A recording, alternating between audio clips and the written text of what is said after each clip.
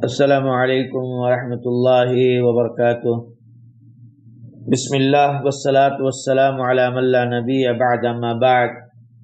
عن ابن عمر رضی اللہ عنہما ان رسول اللہ صلی اللہ علیہ وسلم قال: امرت ان اقاتل الناس حتى يشهدوا ان لا الہ الا اللہ وان محمد رسول اللہ ويقيموا الصلاة ويؤتوا الزكاة فإذا فعلوا ذلك عصموا مني دماءهم وأموالهم إلا بحق الإسلام وحسابهم على الله، متفق علیہ۔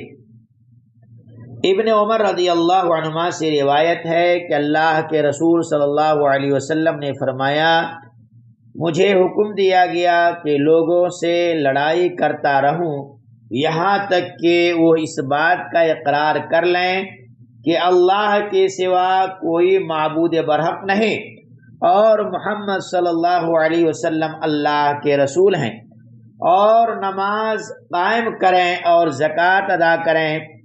جب یہ کام کر لیں تو انہوں نے مجھ سے اپنے خون اور مال محفوظ کر لیے سوائے اسلامی حقوق کے، اور ان کا حساب لینا اللہ کے اوپر ہے۔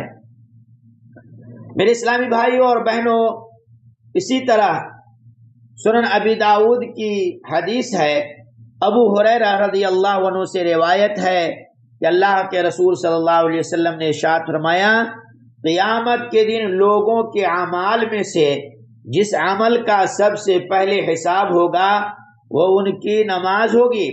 ہمارا رب خوب جاننے والا ہے میرے بندے نے اس کو پورا کیا ہے یا اس میں کوئی کمی ہے، چنانچہ وہ کامل ہوگی تو پوری کی، اور اگر اس میں کوئی کمی ہوئی تو فرمائے گا کہ دیکھو کیا میرے بندے کے کچھ نوافل بھی ہیں، تو فرمائے گا کہ میرے بندے کے فرضوں کو اس کے نفلوں سے پورا کر دو، پھر اسی انداز سے دیگر اعمال بھی لیے جائیں گے۔